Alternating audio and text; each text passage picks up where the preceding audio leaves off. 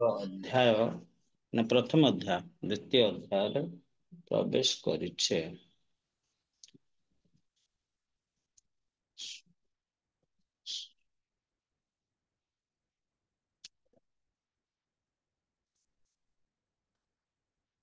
ତେବେ ଏଠି କଣ ହେଇଛି?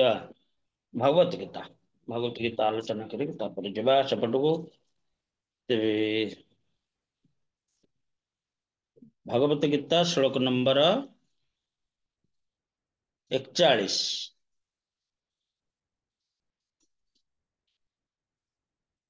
ଯୋଗ ସନ୍ନ୍ୟସ୍ତ कर्माणो ज्ञान संचिन्न संशयम् आत्मवन्त न कर्माणि निबधन्ति धनंजय।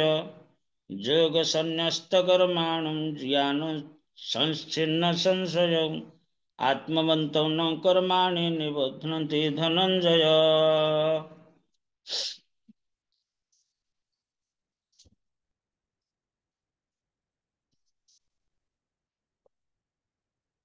भगवान कहते हे धनंजय, जी तार कर्म फल को त्याग करिछि, दिव्य ज्ञान वृद्धि जो ताहार संदेह दूरीभूत हो जाइछि, से आत्मा रे दृढ़ भाव रे अवस्थित, कर्म रे बांधे हुए।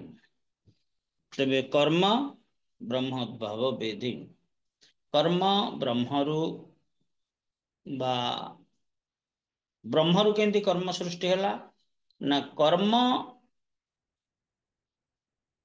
आत्मा ब्रह्म अर्थात ये अणु आत्मा अणु ब्रह्म ये कौन करे ना इंद्रिय मान को शक्ति जोगाए। इंद्रिय मान को शक्ति जोगाए, बुद्धि को शक्ति जोगाए, मन को शक्ति जोगाए, समस्त को अंतकरण को शक्ति जोगाए। कैसे? आत्मा आत्मा निज स्वयं शक्तिमान। तेणु से शक्ति द्वारा ये चारि अंतकरण जेहेतु ता निकटरे अछंती, ता सहित संलग्न होइके अछंती, तेणु से शक्तिमान। तांको कनेक्ट करूची कि से ना इंद्रिय गुण से मध्य ताठु शक्ति पांती। तेबे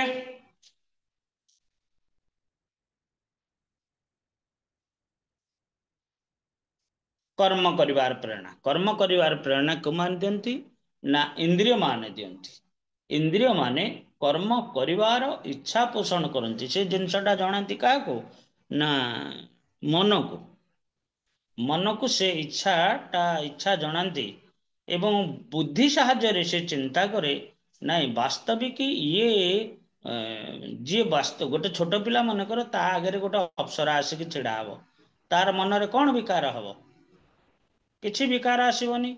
जी जो गोटे युवक से निश्चित जदि तार ए विकार न आसी थाए, से कहब कौन हाँ मोर गोटे सांग भल गर्लफ्रेंड।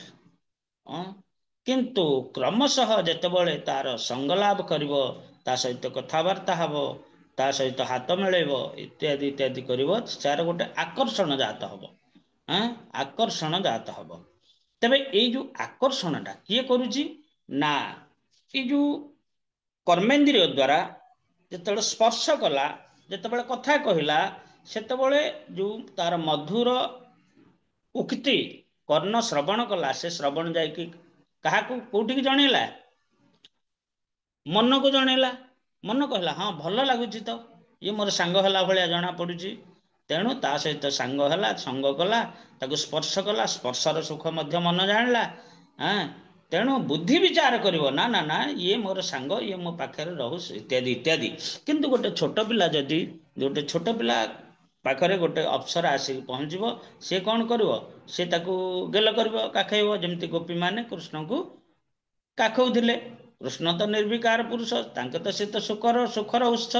तेणु ये गोपी माने कौन करुथिले ना कृष्ण को जेतेबेले काखौथिले, गोपी मानकर बा जो माने जो एठी कहा जाउची जे श्रीकृष्ण प्रेयसी गोपी कथा कहा जाउनी, जो गोपी माने अर्थात युवती स्थिति रे पहुंचंती, गोपरे घर द्वार करी माने गृहिणी होइछंती, से माने जेतेबेले कृष्ण को काकांती, आलिंगन करती, सेतेबेले कौन हुए ना ये कृष्ण कठू शक्तिटा से प्राप्त होती।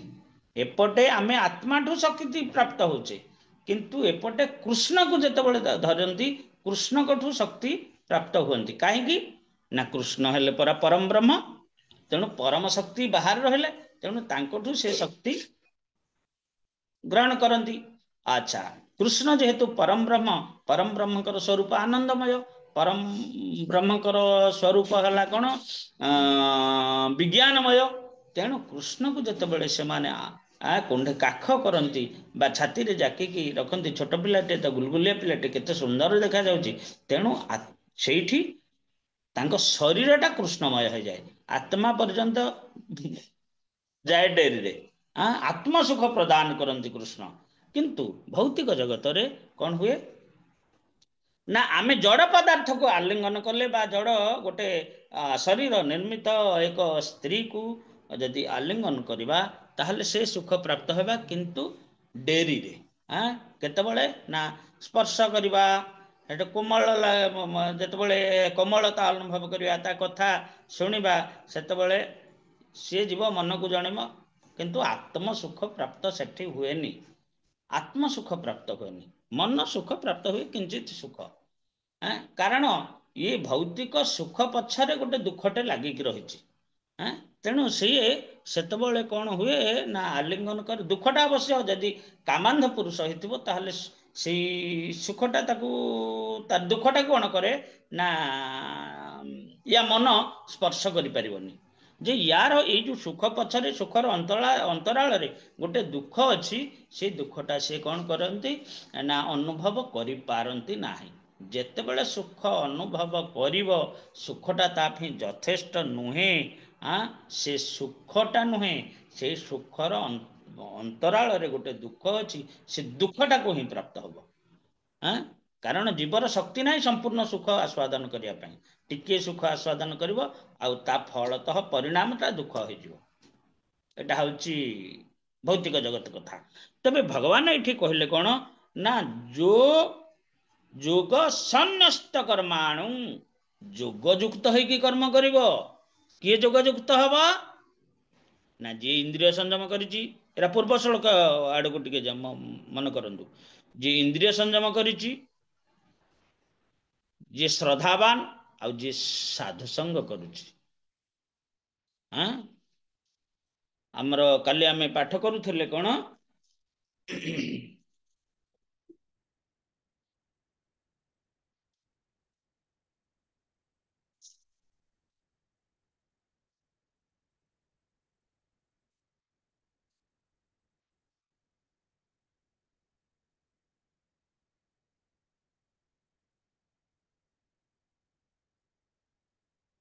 ଯିଏ ଶ୍ରଦ୍ଧାବାନ ସିଏ କଣ ତାର ଶ୍ରଦ୍ଧା ହେଲେ ତୁମେ କଣ କରିବ ନା ସାଧୁ ସଙ୍ଗ କରିବ।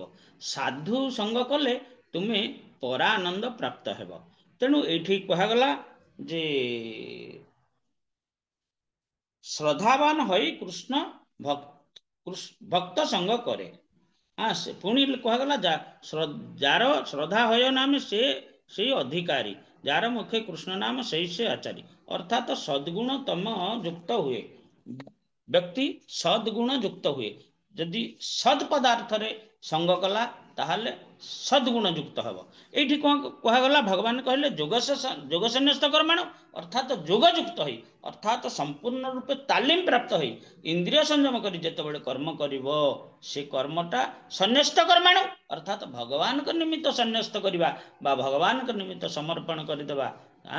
ତେବେ ଜ୍ଞାନ ସଂଶିନ ସଂଶୟମ, ତାର ଆଉ ସଂଶୟ ରହିବନି। ଭଲ କି ମନ୍ଦ ସେଇ କଥା ତାର କିଛି ଆସେ ନାହିଁ। ଭଗବାନ ତା ପାଇଁ ଏତିକି କର୍ମ ସେବା କରିବାକୁ ଅଛି, ସେତିକି ସିଏ କରିଦେଲା। ତାର ଭଲ ମନ୍ଦ ଯିଏ ତାକୁ ଏ କର୍ମର ଦାୟିତ୍ୱ ଦେଇଛି ସିଏ କଥା ବୁଝିବ।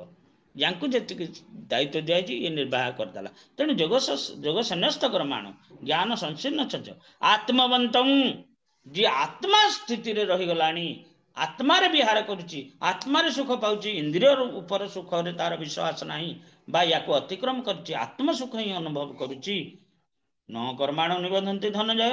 ଆଚ୍ଛା, ଯିଏ କ୍ଷୁଧାକୁ ଜିନିଛି, ଯିଏ କାମ ଶକ୍ତିକୁ ଜିଣିଛି, ଆଉ କଣ ଆହାର ନିଦ୍ରା ଭୟ, ଯୋଉମାନେ ନିଦ୍ରାକୁ ଜିଣିଛନ୍ତି, ଭୟ ଯାହାକୁ ନିର୍ଭୀକ, ଯିଏ ଆହାର ନିଦ୍ରା ଭୟ ମୈଥୁନକୁ ଯିଏ ଜିଣିଛି, ତାର ସଂସାରରେ ଆଉ କଣ ଅଛି କାହାକୁ ଭୟ କରିବାର? ଆଉ କାହାକୁ ସେ ଭୟ କରିବ? आपण माने कहबे एमितिया लोक किए अछि संसार हाँ अनेक जोगी अछंती अनेक साधु अछंती आपण मो नजर रे पड़िथला जोगानंद हाँ जोगी जोगानंदंकर परमहंस जोगानंद से गोटे गोटे फोटो देइथिले ये होचंती आजन्म निराहारी सन्यासी आपण माने ये जो दादा गुरु को कथा सुनि देखुथिबे यूट्यूब रे ये दादा गुरु दीर्घ 6 वर्ष हला से केवल जलपान करंती आउ किछि पान करनांती तथापि से तिष्ठिछंती तो तेबे तांकर कोन ये भोग कामना थाए आत्मबंधन न कर्माणी तांकर किछि करिवार नाही निबधन्ति धनज न बंधन्ति तांकर बंधन नाही हाँ बिंदास हाँ ये भलिया स्थिति सेटा होची ये भलिया स्थिति बुझले कि तेणु प्रपात कौन कहते परम पुरुष भगवान श्रीकृष्ण गीतार जो उपदेश देते ताकू जो व्यक्ति अनुसरण करे से दिव्य ज्ञान लाभ करे से ही ज्ञान वृद्धि रूपक कृपा जो समस्त प्रकार संदेह मुक्त हुए से भगवान के अंश रूपे पूर्ण ज्ञान पूर्ण कृष्ण चेतन आत्मज्ञान स्थिर होता है एणु से निश्चिंत भाव में कर्म बंधन बहु ऊर्धरे थाए आपण दादागुरु कथा देखिछन तो यूट्यूब रे यूट्यूब रे दादा गुरु देखो आज्ञा जो आज्ञा नर्म आज्ञा हाँ देखिछु। हाँ हाँ तांको से प्राय 6 वर्ष अधिक हम से जल केवल जलपान करके बंचुछंती तेणु एभली जो जोगी माने अनेक जोगी अछंती ये तो नजर को आइसंती आम नजर बाहर बहुत साधक अछंती जो माने आहार निद्रा भय मैथुन एथिरे से उत्पीड़न नुहंती तेणु से बिंदास तांकर किछि जायस नाही हाँ जोठी पाइले सेठी मन हला विश्राम कले गछ ऊपर हो तळे हो कादुरे हो जोठी हो किछि जायस नाही हाँ एटा हला जोग स्थिति जोगस्थ जोग सन्नस्त कर्माण हाँ आउ टिके आगु गले भगवान के निमित्त केमती कर्म करिया कृष्ण चेतना रे केमती करिया कर्म करिया तबे कृष्ण चेतना रे कर्म करिया को हेले हमको दिव्य स्थिति की जीवा पड़ो इंद्रिय को संयम करने पड़ो एटा होची स्थिति दिव्य स्थिति जो अज्ञानता रहे नाही जेतेबेले काम भाव आसो से अज्ञानतार पड़छ बोली तुमको कह किंतु जेतेबेले एथिरु तुम बहिर्भूत हो तुम दृष्टिपात करनी से जान तुम ठीक स्थिति रे दिव्य स्थिति रे अवस्थान करछ। अच्छा आज श्लोक केते आरंभ कले कोठू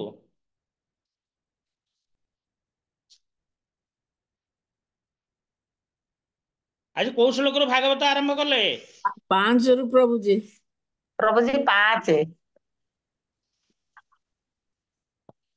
तबे सेपटे तो ब्रह्मांकर वर्तमान काम हला केमिति प्रजा सृष्टि करवा सी कौन करुछंती सेपटे तो महाराज प्रियव्रत को जी कि परमहंस स्थिति रे थिले तांको मध्य ये संसार कार्य नियुक्त करदे जी कि 10टी पुत्र एवं गोटे कन्या उत्पादन करथिले जो कन्याटी को से कहा शुक्राचार्य को प्रदान करथिले एवं ये 10 पुत्र 3 जन सन्यास हेले आउ 7 जन सप्तद्वीप राजा हेले ये अग्निध्र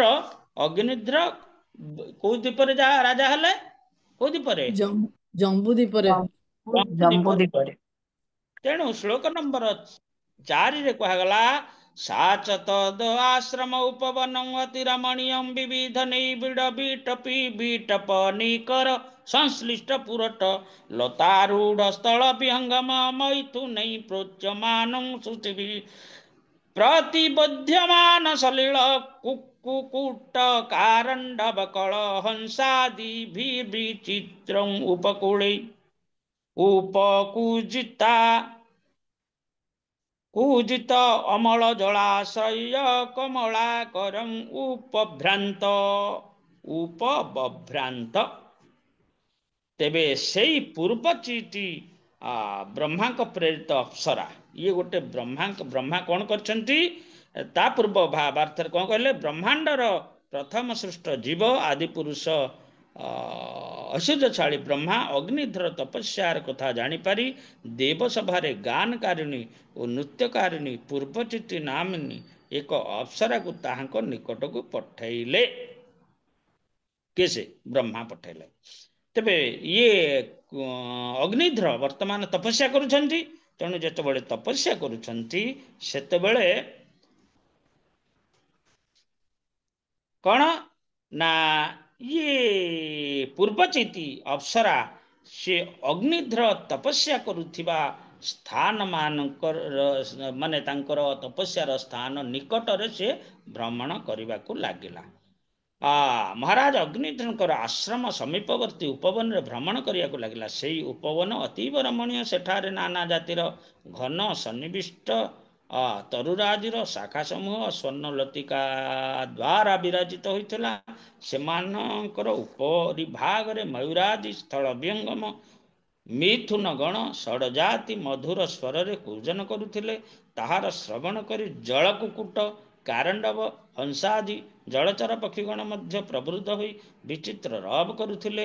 ସେଥିରୁ ଏପରି ବୋଧ ହେଉଥିଲା ଯେ ଯେପରିକି ସେଠାରେ ରହିଥିବା କମଳ ସୁଶୋଭିତ ନିର୍ମଳ ଜଳାଶୟ ସମୂହ କୋଳାହଳ କରୁଛନ୍ତି। ଆପଣଙ୍କ ଗାଁ ଆଡ଼େ ଏମିତିଆ ପୋଖରୀ ଅଛି ନା ନାଇଁ? ଏବେ ଯଦି ଦେଖିବେ ନାଲି କଇଁ ସବୁ ନାଲି ସାରଦ ମାନେ ଏଇ ଶରତ ଋତୁ କଣ ହେଇଥିବ ନା ନୀଳ କଇଁ ନାଲି କଇଁ ଧଳା କଇଁ ଏଭଳି ଫୁଟିଥିବ। ଏବଂ ଏ ପାଣି ତୁଆ ଇତ୍ୟାଦି ଆଉ ପାଣି ଡାହୁକ ଏମାନେ ସେ ଭିତରେ ତାଙ୍କର ଛୁଆମାନଙ୍କୁ ଧରିକି ବୁଲୁଥିବେ। ଆମ ଗାଁକୁ ଲାଗି ଗୋଟେ ନାଳ ଅଛି ଆନିକଟ ହେଇଛି ବହୁତ ପାଣି ଅଛି ସେଥିରେ।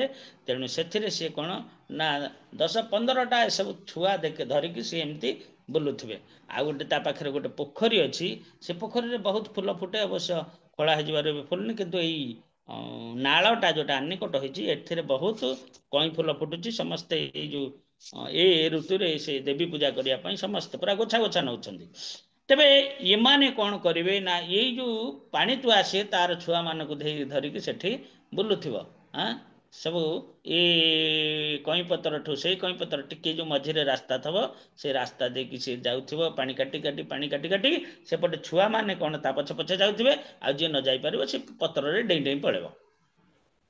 ଏଇଭଳି ଚାଲୁଥିବେ। ଏଇଭଳି ଡାହୁକ ତାର ରାବ କରୁଥିବ। ଆଉ ଏଭଳି ଦୃଶ୍ୟ ମନମୁଗ୍ଧକର ଦୃଶ୍ୟ। ଆଉ ସେ ଯୋଉ ଏଠି ଗୋଟେ ଛଣ ବଣ ଅଛି ଗୋଟେ ପୋଖରୀ ଭିତରେ ଯୋଉ ଡାବ ଛଣ ତାରି ଭିତରେ ସବୁ କଣ ହେଇଥିବ ନା ଏଇ ଯୋଉ ନାଲି ହଂସ ଗୁଡା ନାଲି ବତକ ଗୁଡା ଏଗୁଡାକ ପ୍ରାୟ ମୁଁ ଥରେ ଗଣିଲି ବୋଧେ 25-30 ହବ। 25-30 ହବ। ସିଏ କଣ ସେମିତି ଦଳ ଦଳ ହେଇକି ଇଏ ଗୋଟେ ଭଲ ଲାଗେ ଗୋଟେ ପ୍ରକୃତିର ଗୋଟେ ପ୍ରାକୃତିକ ଦୃଶ୍ୟ। ଏକାନ୍ତ ସ୍ଥାନ। ତେଣୁ ଏକାନ୍ତ ସ୍ଥାନରେ ଏଇଭଳି ଭାବରେ ଏ ଦୃଶ୍ୟ ମନକୁ ଭଲ ଲାଗେ। ତେବେ ଏଭଳି ଯୋଉ ସ୍ଥାନ ଯୋଉଠିକି ମୟୂର ଇତ୍ୟାଦି ଅଛନ୍ତି ମୟୂର ଇତ୍ୟାଦି ଅଛନ୍ତି ଜଳଚର ପକ୍ଷୀଗଣ ଅଛନ୍ତି। ଆଉ ଆମର ଯୋଉ କଜଳପାତି ଇତ୍ୟାଦି ସବୁ ଥିବେ ସେ ଉଡୁଥିବେ ପାଣିରେ ପଡୁଥିବେ।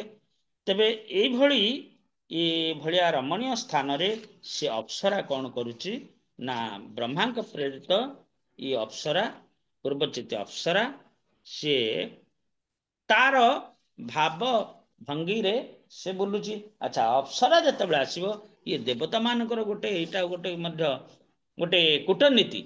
ସେମାନେ କଣ କରିବେ ଖାଲି ଅପ୍ସରାକୁ ପଠେଇବେନି ତା ସହିତ ସେ ପବନକୁ କହିଦେବେ ତୁ ଟିକେ ସୁଲଳିତ ମାନେ ମନ୍ଦ ମନ୍ଦ ପ୍ରବାହ ବହୁଥିବୁ ହାଲକାରେ ବହୁଥିବୁ। ତା ସହିତ ଅତି ସୁନ୍ଦର ଗାନ ଆସୁଥିବ ନିସ୍ତବ୍ଧ ପରିବେଶ। ଏଭଳି ତପଭୂମିଟା ବାସ୍ତବିକ ଏଭଳି ନିସ୍ତବ୍ଧ ପରିବେଶ। ତେଣୁ ତସ୍ୟା ସୁଲଳିତ ଗମନ ପଦ ବିନ୍ୟାସ ଗତି ବିଳସୟା ଅନୁପଦଂ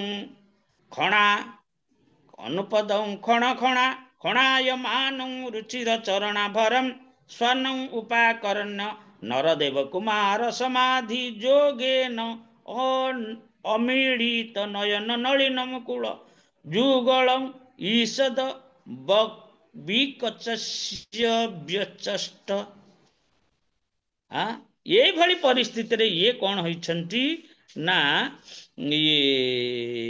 ରାଜା ଇଏ ଅଗ୍ନିଧ୍ର କଣ କରୁଛନ୍ତି ତାଙ୍କର ଧ୍ୟାନ ନିମିଳିତ ନୟନ କମଳରେ ଈଷତ ଉନ୍ମେଷିତ କରି ଦେଖିବାକୁ ପାଇଲେ। କଣ କଣ ଏମିତି ଗୋଟେ ଲାଗୁଛି।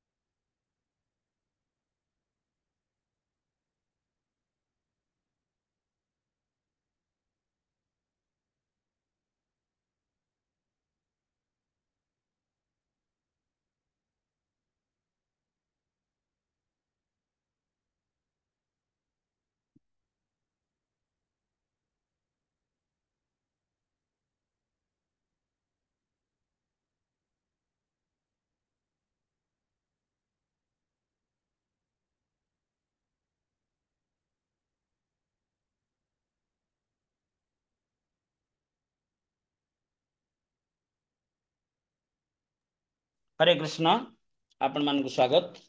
ତେବେ ଇଏ କଣ ହେଇଛି ନା ଅଗ୍ନିଧ୍ର ତାଙ୍କର ଯୋଉ ତପସ୍ୟା ମୁଦ୍ରାରେ ସେ ବସିଥିଲେ, ତପସ୍ୟା ମୁଦ୍ରାରେ ଅର୍ଦ୍ଧ ନିମିଳିତ ନୟନ। ଆମର ଭଗବାନ ଭଗବତ ଗୀତାରେ କହିଛନ୍ତି ଯେ ଯେତେବେଳେ ତପସ୍ୟା କରିବ ବା ଧ୍ୟାନ କରିବ, ଇଏ ନାସାଗ୍ରକୁ ଧ୍ୟାନର କେନ୍ଦ୍ର ଭାବେ ଚୟନ କରିବ। ତେଣୁ ନାସାଗ୍ରକୁ ସେ ଅର୍ଦ୍ଧ ନିମିଳିତ ଚକ୍ଷୁରେ ସେ ବର୍ତ୍ତମାନ ଧ୍ୟାନରତ ତପସ୍ୟା କରୁଛନ୍ତି। ସେଥିରେ ଦେଖିଲେ ଯେ ଇଏ କଣ ଗୋଟେ ଅପ୍ସରା, ଗୋଟେ କଣ ଗୋଟେ ଅତି ସୁନ୍ଦର ଜିନିଷ ସେ ବର୍ତ୍ତମାନ ମୋ ନିକଟ ପାଖାପାଖି ସେ ଭ୍ରମଣ କରୁଛି।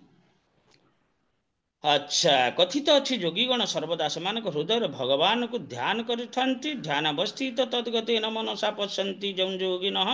ଧ୍ୟାନାବସ୍ଥିତ ତଦ୍ଗତେନ ମନସା ପଶ୍ୟନ୍ତି ଯଂ ଯୋଗିନଃ। ଭାଗବତମ୍ ଦ୍ୱାଦଶ ସ୍କନ୍ଧ 13 ଅଧ୍ୟାୟ ପ୍ରଥମ ଶ୍ଲୋକରେ ଅତି ଉଗ୍ର ଇନ୍ଦ୍ରମାନଙ୍କୁ ନିରୋଧ କରି ଯୋଗୀଗଣ ଧ୍ୟାନ ସମାଧିରେ ସର୍ବଦା ଭଗବାନଙ୍କୁ ଦର୍ଶନ କରନ୍ତି। ଆଚ୍ଛା, ଶ୍ରୀମଦ୍ ଭଗବତ ଗୀତାରେ କୁହାଯାଇଛି ଯେ ଯୋଗୀଗଣ ସମ୍ପ୍ରେକ୍ଷ ନାସିକାଗ୍ରମ୍ ଅର୍ଥାତ ସମ୍ପ୍ରେକ୍ଷ ଅର୍ଥାତ ଲକ୍ଷ୍ୟ କରି, ଏକାଗ୍ର ଲକ୍ଷ୍ୟ କରି ନାସିକାଗ୍ରମ୍, ତେଣୁ ଚକ୍ଷୁ ଅର୍ଦ୍ଧନିମିଳିତ କରି ଧ୍ୟାନ ଅଭ୍ୟାସ କରିବେ। ଯଦି ଚକ୍ଷୁ ଯୁଗଳ ସମ୍ପୂର୍ଣ୍ଣ ରୂପେ ମୁଦ୍ରିତ ହେଇଯିବ ତାହେଲେ ନିଦ୍ରା ଆସିଯିବ।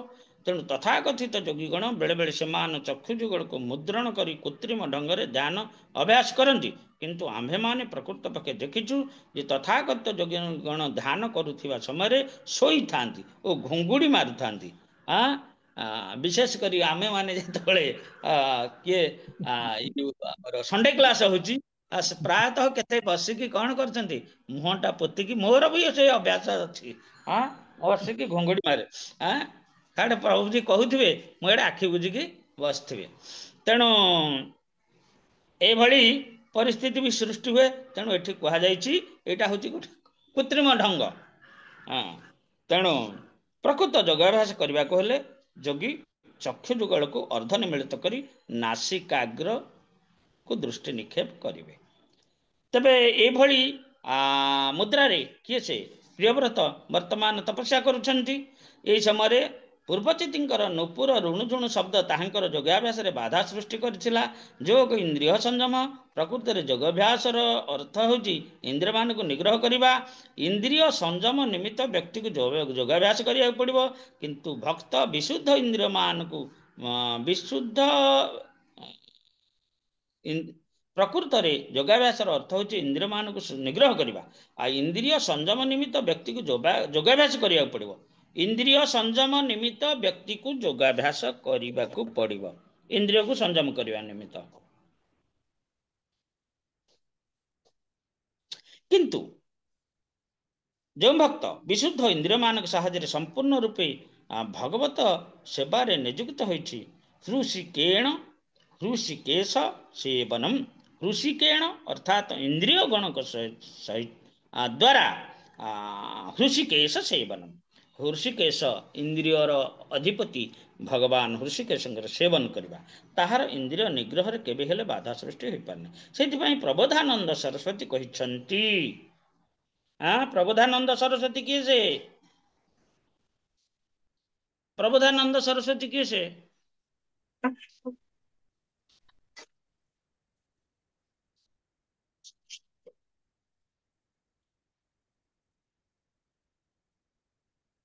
हरे कृष्ण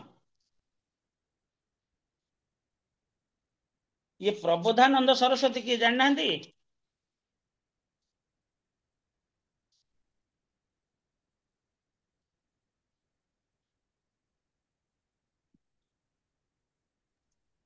प्रबोधानंद नंद सरस्वती कहा जाए जे प्रबोधानंद सरस्वती गोपाल भट्टंकर पुतुरा आज्ञा गोपाल भट्ट गोस्वामी से पुतुरा जो षड गोस्वामी कहीं कहीं कहती जे जो काशीर मायावादी सन्यासी थिले प्रकाशानंद सरस्वती से महाप्रभु द्वारा प्रचोदित होई मायावाद त्याग करी जितेबाला वैष्णव हो गले वृंदावन जाकि भजन कले से तांकु प्रकाशानंद सरस्वती रु प्रबोधानंद सरस्वती हेले तेणु से गोटे सुंदर अनेक ग्रंथ लिखिं कारण जी शंकराचार्य मायावादी मानकर शीर्ष से निश्चित वेद वेदांतर पारंगम एटा कथा किंतु विष्णु निंदा करवा तांकर हला गोटे अपराध तेणु से अपराध से दंड पाई तेणु ये कहुई से वृंदावन महिमामृत गोटे सुंदर बही बड़ बहीटे मथुरा महिमामृत गोवर्धन महिमामृत भली भल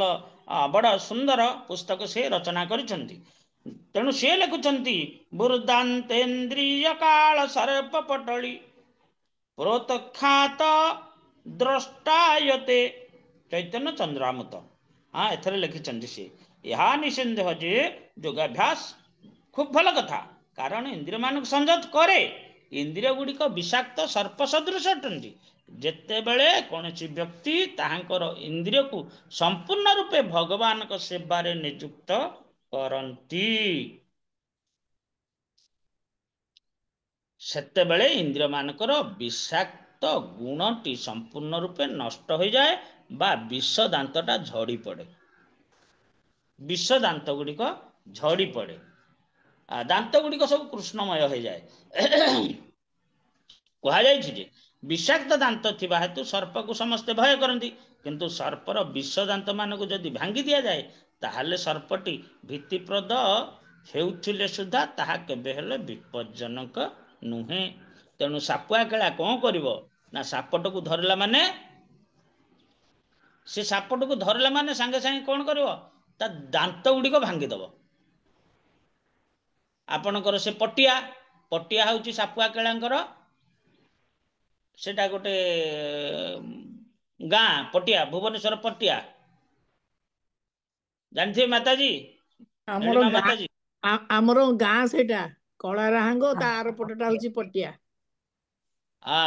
ସେଠି ବାପଘର ସବୁ ଗାଁ ବେଶୀ ସାପୁଆ ଅଛନ୍ତି ସାପୁଆ କେଳା ମାନେ ସବୁ ଅଛନ୍ତି ତେଣୁ ସାପୁଆ କେଳା ମାନେ ସାପ ଯେତେବେଳେ ଧରିବେ ସେ ସାପର ବିଷ ଦାନ୍ତଟା ସାଙ୍ଗେ ସାଙ୍ଗେ ଭାଙ୍ଗିଦେବେ ପାଟି ଯଦି ପାଟିରେ ଗୋଟେ କଣ ସେ ଗଦଟେ ଧରିଥିବେ ଯଦି କୌଣସି ଅସାବଧାନତାବଶତଃ ସେ ସର୍ପଘାତ କରେ ତାହେଲେ ସେ जो गदटा पाटिरे धरिथिबे तेणु विषटा काटिबो नाही तेणु एभली भावरे सेमाने तार विष दांतटाकू कौन प्रथमे भांगी दियंती तापरे ताकू नेकी पेड़े भरी करिक रखती गोटे खेलांती खेलवा द्वारा से हालिया हालिया गले ताकू कौन करती ना पेड़ी शांति पेड़ी से पेड़ी भितर को गला माने ताकू खाद्य संयमता तार कर दियंती 8 दिन थरे खाइया देवे 10 दिन थरे खाइया देवे तेणु ये भाव से कौन करिवो ना तार प्रकोप कमिजिवो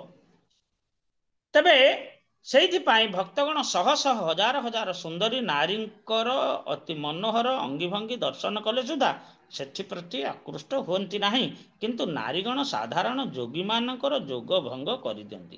ସାଧାରଣ ଯୋଗୀଙ୍କର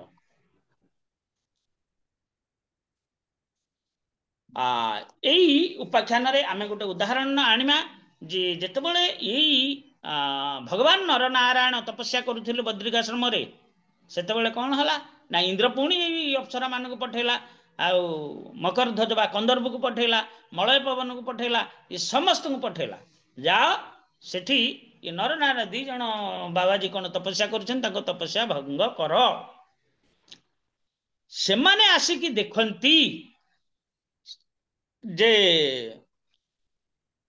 ଆମେ କ'ଣ ଏମାନଙ୍କର ତପସ୍ୟା ଭଙ୍ଗ କରିବୁ, ଆମ ଆସିବା ଆଗରୁ ତ ଆମ ଯୋଉ ମଳୟ ପବନ ଦେଖିଲା, ମୋଠୁ ତ ଇଏ ସୁନ୍ଦର ପବନ ଏଠି ପ୍ରବାହମାନ ହଉଛି, ଅତି ସଗନ୍ଧମୟ ପବନ। ତାପରେ ଇଏ ଅପ୍ସରା ମାନେ ଦେଖିଲେ ଇଏ ଯୋଉ ନାରାୟଣଙ୍କ ଶରୀରରୁ ଇଏ ଦିବ୍ୟ କନ୍ୟା ମାନେ ବାହାରୁଛନ୍ତି ତାଙ୍କୁ ସେବା କରିବା ପାଇଁ, ତାଙ୍କ ତୁଳନାରେ ଏମାନଙ୍କର ସୌନ୍ଦର୍ଯ୍ୟରେ ଏମାନେ ଫିକା ପଡି ଯାଉଛନ୍ତି। ତେଣୁ ଭଗବାନ ଦେଖିଲେ ଟିକେ ଏମାନେ ଯେତେବେଳେ ଇଏ ମକରଧ୍ୱଜ କନ୍ଦର୍ପ କ'ଣ ହେଲା, ସେ କନ୍ୟା ମାନଙ୍କୁ ଦେଖିକି ଇଏ ମୋହିତ ହେଇକି ଇଏ ଫେଣ୍ଟ ସେନ୍ସଲେସ୍ ହେଇକି ପଡିଗଲା। ଯେତେବେଳେ ପଡିଗଲା, ଚେତା ପାଇବା ପରେ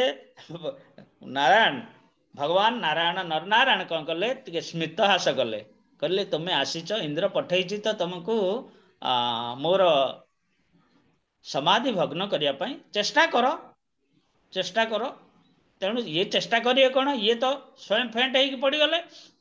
ପଡିଯିବା ପରେ ସେଠୁ କହିଲେ, ହଉ ଆପଣ ମାନେ ଆସିଛନ୍ତି ତ ବୃଥା କାହିଁକି ଯିବେ, ଏଇ ଯୋଉ କନ୍ୟା ମାନେ ମୋର ସେବା କରୁଛନ୍ତି, ୟା ଭିତରୁ ଗୋଟିଏ କନ୍ୟାକୁ ତୁମେ ଉପହାର ସ୍ୱରୂପ ଇନ୍ଦ୍ର ପାଇଁ ନେଇଯାଅ। ତେଣୁ ଉର୍ବଶୀକୁ ସେ ପ୍ରଦାନ କରିଥିଲେ, ସେ ଆସିଥିଲେ, ଯେ କି ସ୍ୱର୍ଗର ଗୋଟେ ରତ୍ନ ସଦୃଶ, ସ୍ୱର୍ଗର ରତ୍ନ ସଦୃଶ। ଏଇଠି କୁହାଯାଇଛି ଉନ୍ନତ ଯୋଗୀ କିଏ, ବିଶ୍ୱାମିତ୍ର ମେନକାଙ୍କ ସଙ୍ଗେ ଅଙ୍ଗ ସଙ୍ଗ କରି ତାଙ୍କର ଯୋଗ ଭଙ୍ଗ କରିଥିଲେ, ଆଉ ଶକୁନ୍ତଳା ନାମ୍ନୀ କନ୍ୟା ଜାତ କରାଇଥିଲେ। ଏଥିପାଇଁ ଅଷ୍ଟାଙ୍ଗ ଯୋଗ ଅଭ୍ୟାସ ଇନ୍ଦ୍ରିୟ ନିଗ୍ରହାର୍ଥେ ଉପଯୁକ୍ତ ନୁହେଁ। ଅଷ୍ଟାଙ୍ଗ, ଏଟା ଅଷ୍ଟାଙ୍ଗ। ଏହାର ଅନ୍ୟ ଏକ ଉଦାହରଣ ହେଉଛନ୍ତି ରାଜପୁତ୍ର ଅଗ୍ନିଧ୍ର। ସେ ରାଜକୁମାର ଅଗ୍ନିଧ୍ର ପୂର୍ବଚିତି ନାମ୍ନୀ ଅପ୍ସରାଙ୍କ ମନୋହର ଅଙ୍ଗଭଙ୍ଗି ଦେଖିବାରୁ, ସେ ନୂପୁର ରୁଣୁ ଝୁଣୁ ଧ୍ୱନି ଶୁଣିବାରୁ ତାହାଙ୍କର ଧ୍ୟାନ ଭଙ୍ଗ ହୋଇଗଲା। କେଡ଼େ ସୁନ୍ଦର ଏ ରୁଣଝୁଣୁ ଶବ୍ଦ ଆସୁଛି, କେତେ ସୁନ୍ଦର ପବନ ବହୁଛି, ଏଭଳି। ତାପରେ ଠିକ୍ ସେହିପରି ମେନକାଙ୍କ ନୂପୁର ରୁଣୁଝୁଣୁରେ ଧ୍ୱନିରେ ବିଶ୍ୱାମିତ୍ରଙ୍କ ଧ୍ୟାନ ଭଗ୍ନ ହୋଇଯାଇଥିଲା। ରାଜକୁମାର ଅଗ୍ନିଧ୍ର ପୂର୍ବଚିତିଙ୍କ ନୂପୁର ରୁଣୁଝୁଣୁ ଶୁଣିବାରୁ ତାଙ୍କର ଧ୍ୟାନ ଭଙ୍ଗ ହୋଇଗଲା, ଏବଂ ତତ୍କ୍ଷଣାତ୍ ଆଖି ଖୋଲି ଅପ୍ସରାଙ୍କର ମନୋହର ଅଙ୍ଗ ଭଙ୍ଗି ପ୍ରଦର୍ଶନ କଲେ। ରାଜକୁମାରଙ୍କ ଚେହେରା ମଧ୍ୟ ଖୁବ୍ ସୁନ୍ଦର ଥିଲା। ସେଠାରେ ବର୍ଣ୍ଣନା କରାଯାଇଛି ଯେ ତାହାଙ୍କର ଚକ୍ଷୁଯୁଗଳ ପଦ୍ମ ପାଖୁଡା ଭଳି ଦେଖାଯାଉଥିଲା। ସେ ତାହାଙ୍କର ପଦ୍ମ ପଲାଶ ନୟନକୁ ଉନ୍ମିଳିତ କରି କଲାକ୍ଷଣି ତାଙ୍କ ପାର୍ଶ୍ୱରେ ଅପ୍ସରାକୁ ଦଣ୍ଡାୟମାନ ହୋଇଥିବାର ଦେଖିଲେ। କିଏ ସେ? ଅଗ୍ନିଧ୍ର। ତାପରେ ଆଉ ଗୋଟେ ସମୟ ହେଇଗଲାଣି। ତାପରେ ଆଉ ଗୋଟେ ଉଦାହରଣ, ଯେତେବେଳେ ଏଇ ଯୋଉ ରୁଣୁଝୁଣୁ ନୂପୁର ଏ କଥା ଯେତେବେଳେ ଭଗବାନଙ୍କର ହେଇଥିଲା, କ'ଣ କୋଉ ଅବତାର? ମୋହିନୀ ଅବତାର। ମୋହିନୀ ଅବତାର। ମୋହିନୀ ଅବତାର ଯେତେବେଳେ ହେଲେ, ଶିବଜୀ କହୁଛନ୍ତି ମୁଁ ଟିକେ ଦର୍ଶନ କରିବି। ଭଗବାନ ତ ତମ ଆଗରେ ହେଇଠୁ ଗୋଟେ ସୁନ୍ଦରୀ ସ୍ତ୍ରୀ ହେଲେ, କିନ୍ତୁ ଭଗବାନଙ୍କର ଅଙ୍ଗ ଭଙ୍ଗି, ଅଙ୍ଗ ସୌଷ୍ଠବ, ତାଙ୍କର ଏଇ ଯୋଉ ବସ୍ତ୍ର ପିନ୍ଧିବା, ଏସବୁ ଏଥିରେ ଏ ଶିବଜୀଙ୍କର ମଧ୍ୟ ଜ୍ଞାନ ହଜିଗଲା। ସିଏ ନିଜ ତାଙ୍କୁ ଗୋଟେ ସ୍ତ୍ରୀ ଭାବି ଯାଇକି ଆଲିଙ୍ଗନ କରିବାକୁ ଚେଷ୍ଟା କଲେ। ଯେତେବେଳେ ବିଫଳ ହେଇ ହେଇ ହେଇ ହେଇ ହାଲିଆ ହେଇ ଯେତେବେଳେ ଭଗବାନ ତାଙ୍କର ବାହୁଯୁଗଳରେ ଆବଦ୍ଧ ହେବାକୁ ଆସିଲେ, ଯେତେବେଳେ ଇଏ ବିକଳରେ ମାନେ ବ୍ୟାକୁଳିତ ହେଇକି ଆଲିଙ୍ଗନ କରିଛନ୍ତି, ଭଗବାନ ସ୍ୱରୂପରେ ସାଙ୍ଗେ ସାଙ୍ଗେ ଶିବଜୀ କହିଲେ, ଛି ଛି ଛି ଛି, ମୁଁ କ'ଣ କରୁଥିଲି। ତେଣୁ ଏଇଭଳିଆ ଇଏ କଥା। ଏଇଟା ବାସ୍ତବିକ ଏଇ ଯୋଉ ଏ ସଂସାରଟା ସୃଷ୍ଟି କରିଛନ୍ତି ବ୍ରହ୍ମାଜୀ ଏଇଥିପାଇଁ ଏ ସଂସାରଟା ବୃଦ୍ଧି ହବ କେବଳ ଏ ନାରୀ ମାନଙ୍କର ମାନେ ମୈଥୁନୀ ଧର୍ମ ଦ୍ୱାରା। ମୈଥୁନୀ ଧର୍ମ ଦ୍ୱାରା ୟା ଦ୍ୱାରା କଣ ହଉଛି ନା ତାକୁ ଏଭଳି ଶକ୍ତି ଦେଇଛନ୍ତି ଗୋଟେ ନାରୀ ଦେହରେ, ଏଭଳି ତାଙ୍କର ଯୋଉ ଅଙ୍ଗ ସୌଷ୍ଠବ ଯୋଉ ଗଢିଛନ୍ତି କିଏ ବ୍ରହ୍ମା, ତେଣୁ ଏଭଳି ଆକର୍ଷଣ ସେଥିରେ ଦେଇଛନ୍ତି ଯେ ସିଏ ମଧ୍ୟ ତାଙ୍କ କନ୍ୟା ପଛରେ ଦୌଡ଼ିଥିଲେ ସରସ୍ୱତୀଙ୍କ ପଛରେ। ପୁଣି ସିଏ ତିରସ୍କୃତ ହୋଇଥିଲେ ତାଙ୍କ ପୁତ୍ର ମାନଙ୍କ ଦ୍ୱାରା। ଏଭଳି ହଉଛି ଏ ସଂସାରଟା ହଉଛି ମୈଥୁନ ଧର୍ମ।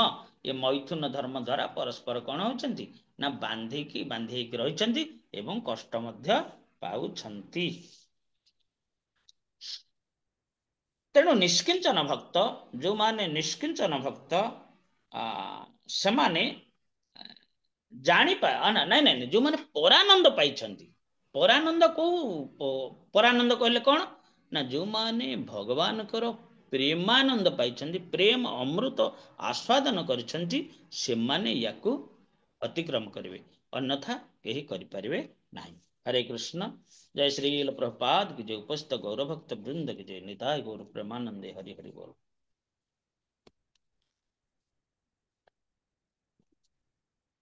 समस्त किए अछंती ना पळेलाणी? किछि प्रश्न करू नाहंती? हरे कृष्ण। अछंती? आज्ञा। बहुत बहुत हरे कृष्ण धन्यवाद। प्रभु, बहुत बहुत प्रणाम प्रभु जी। ब्रह्मा तो तांको कन्या पछरे धावमान हेइथिले ना, ब्रह्मा को भी आज्ञा। ब्रह्मा धावमान होइथिले, हमर आ कोन अछि बुद्धि? से तो निजे सृष्टि करता, से सृष्टि करले पुणी से धावमान हेले, बुझिले कि? तेणु से एकादश स्कंदर गोटे कथा अछि जे काष्ट पाषाण नारी रूपे थैव जतिଙ୍କ सम्मुपे चरण अग्रे जेबे छुई चरण अग्रे जेबे छुई चक्षु पलटी जेबे चाही मन मंथई ताहांकर एणु मन्मथ सुखकर। एभଳି गोटे भगवानଙ୍କର ଉପदेଶ ଅଛି ଉଦ୍ଧବଙ୍କୁ। ତେଣୁ କେବଳ ତେବେ ଏଇ ଜିନିଷଟା କୁହାଯାଏ ଋଷି ମାନେ ଏମିତି ହଉଥିଲେ ଏ କଳି ଯୁଗରେ, ସେଇଥିପାଇଁ ଲୋକମାନେ ବି ସବୁ ଏମିତିଆ ହଉଛନ୍ତି। ଆଉ ଋଷି ମାନେ ତ ଏଇଭଳିଆ ହଉଥିଲେ, ମାନେ ଅପ୍ସରାଙ୍କର ପ୍ରଲୋଭନରେ ପଡି ଯାଉଥିଲେ। ଗୋଟେ ଜିନିଷ ହଉଛି ମାନେ ଆମେ ଏଇଠି ଆଲୋଚନା କାହିଁ କରୁଛେ, ଆମ ପାଇଁ ଗୋଟେ ଉପାୟ ଅଛି, ଗୋଟେ ପ୍ରୋସେସ ଅଛି। ସେ ପ୍ରୋସେସଟା କଣ? ସେ ପ୍ରୋସେସଟା ହଉଛି ପ୍ରେମାମୃତ। ସେ ପ୍ରେମାମୃତ ଯିଏ ଆସ୍ୱାଦନ କରିବ ସିଏ ଏଥିରୁ। ଠାକୁର ହରିଦାସ ଏକାନ୍ତ ସ୍ଥାନରେ କରୁଥିଲେ, ଠାକୁର ହରିଦାସ ଏକାନ୍ତ ସ୍ଥାନରେ କରୁଥିଲେ। ଆଉ ଲକ୍ଷେ ହୀରା ବେଶ୍ୟା ତାଙ୍କ ପାଖକୁ ଗଲା, ତାଙ୍କୁ ଅଙ୍ଗ ସଙ୍ଗ ପାଇଁ ନିବେଦନ କଲା। ପ୍ରଭୁ ଯେ କଳି ଯୁଗରେ ଲୋକ ଗୁଡାକ ଜମା ତ ବୁଝୁନାହାନ୍ତି ସେଗୁଡାକ କିଛି, ଏଇ ଧାରାରେ ଆସୁନାହାନ୍ତି ତ। ନାଇଁ ବୁଝିବ କିଏ? ଯିଏ କୃଷ୍ଣ ଚେତନାକୁ ଗ୍ରହଣ କୃଷ୍ଣ ଚେତନାକୁ ଗ୍ରହଣ କଲେ ହିଁ ବୁଝିବ। ଆଚ୍ଛା, କୃଷ୍ଣ ଚେତନାରେ ବି ଗ୍ରହଣ କଲେ ଯେ ବୁଝିବ, ତା ବି କାଠିକର ବ୍ୟାପାର। ସାଧୁ ସାବଧାନ, ଖଣ୍ଡା ଧାରରେ ଚାଲିଲା ଭଳିଆ ଇଏ କୃଷ୍ଣ ଚେତନା, ବୁଝିଲେ କି? ସାବଧାନ ହେଇକି ଚାଲିବାକୁ ପଡିବ। ଏ ଭିତରେ ମଧ୍ୟ କେତେ ଆସୁଛନ୍ତି, କଣ କରୁଛନ୍ତି ନା ପରସ୍ପର ମଧ୍ୟରେ ପୁଣି ସମ୍ପର୍କ ଗଢିକି ବିବାହ ବନ୍ଧନରେ ଆବଦ୍ଧ ହେଇଯାଉଛନ୍ତି। ତେଣୁ ଏଇ ଜିନିଷଟା କିନ୍ତୁ ଯୋଉମାନେ କୃଷ୍ଣ ଚେତନାରେ ଆବଦ୍ଧ ହଉଛନ୍ତି ସେମାନେ ଅବଶ୍ୟ ଗୋଟେ ମହତ କାମ କରୁଛନ୍ତି। କଣ ନା ମହତ କାମ ହଉଛି ସେମାନେ ନିଜର ପୁତ୍ର କନ୍ୟା ଯାହା ଉତ୍ପାଦନ କରୁଛନ୍ତି ସେମାନେ କୃଷ୍ଣ ଚେତନାରେ ଖେଳ ହେଇପାରୁଛନ୍ତି। ଏଇଟା ହଉଛି ଗୋଟେ କଥା। କିନ୍ତୁ ବୈଦିକ ସିଦ୍ଧାନ୍ତ, ବୈଦିକ ନୀତି ଅନୁସାରେ ଯିଏ ପରାନନ୍ଦ ପ୍ରାପ୍ତ ହବ ସିଏ ଏଇ କୃଷ୍ଣ ଚେତନା ମାର୍ଗରେ ସାବଧାନ ସହକାରେ ଅଗ୍ରଗତି କରିବ ଆଗକୁ। ଆରେ ଛୋଟ ହରିଦାସକୁ ପରା ମହାପ୍ରଭୁ ବାରଣ କଲେ। ସେ ଖାଲି ମାନେ ସେଇ ଭାବନା ଟିକେ ମନରେ ଆଣିଥିଲା ବୋଲି ମହାପ୍ରଭୁ ତାକୁ ତାଙ୍କ ଆଗଧାଡି ଭକ୍ତ ମଧ୍ୟରୁ ତାକୁ ବହିଷ୍କାର କରିଥିଲେ, ବାରଣ କରିଥିଲେ। ପ୍ରକୃତି ଦର୍ଶନ କଲୁ, ଆଉ ପ୍ରକୃତି ଦର୍ଶନ କଲୁ। ପ୍ରକୃତି ଅର୍ଥାତ ଏ ବାହ୍ୟ ରୂପଟାକୁ ଦର୍ଶନ କଲୁ ତୁ, ସେ ସ୍ତ୍ରୀର ବାହ୍ୟ ରୂପଟାକୁ ତୁ ଦର୍ଶନ କଲୁ, ତୁ ଆଉ ମୋର ପାର୍ଷଦ ହେଇକି ରହିବା ଯୋଗ୍ୟ ନୁହଁ। ଛୋଟ ହରିଦାସକୁ ବର୍ତ୍ତମାନ କଲୁ। କେତେ ତାଙ୍କ ପାଇଁ ମହାପ୍ରଭୁଙ୍କ ନିକଟରେ କାକୁତି ମିନତି ହେଲେ। ମହାପ୍ରଭୁ ପୁରା କାଟେ, ନା ନା ନା ମୁଁ ତା ମୁଖ ଚାହିଁବିନି। ଏଇ କଷ୍ଟଟା ହରିଦାସଙ୍କୁ ବହୁତ ବାଧିଲା। ସେ କହିଲେ ନା ନା, ମହାପ୍ରଭୁଙ୍କ ବ୍ୟତୀତ ମୁଁ ମୋର ଜୀବନଟା ଧାରଣ କରିବା ବୃଥା। ତେଣୁ ଯାଇକି ସିଏ ପଳେଇଲେ, ଯାଇକି ବଂଶୀ ବଟ ବାଞ୍ଛା ବଟରେ ଚଢି କରି ଗଙ୍ଗା ନଦୀକୁ ଲମ୍ଫ ଦେଇ ପ୍ରାଣ ବିସର୍ଜନ କଲେ। ମହାପ୍ରଭୁଙ୍କ ନିକଟକୁ କଥା ଆସିଲା ଯେ ମହାପ୍ରଭୁ ଆଉ ଛୋଟ ହରିଦାସ ପ୍ରାଣ ବିସର୍ଜନ କରିଛନ୍ତି। ନା ଛୋଟ ହରିଦାସ ଠିକ କରିଛି, ଛୋଟ ଠିକ वैष्णव साधु प्रकृति दर्शन अर्थात नारी को एक लय चाहिमा उचित नुहे। बुझे कि महाप्रभु केते कठोर देखु, एक लय क्या चाहिमा उचित नुहे, कथबार्ता दूर था। हरे कृष्ण।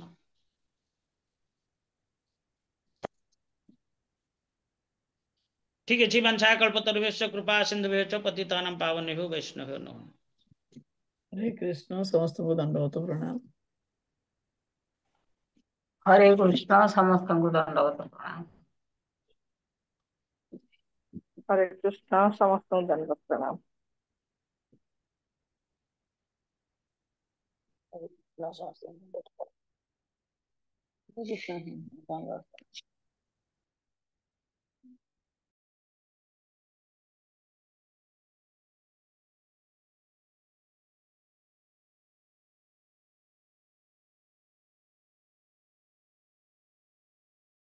जय श्री प्रभुपाद की जय, जय श्री गुरुदेव। हरि हरि बोल। समस्त को दंडवत प्रणाम।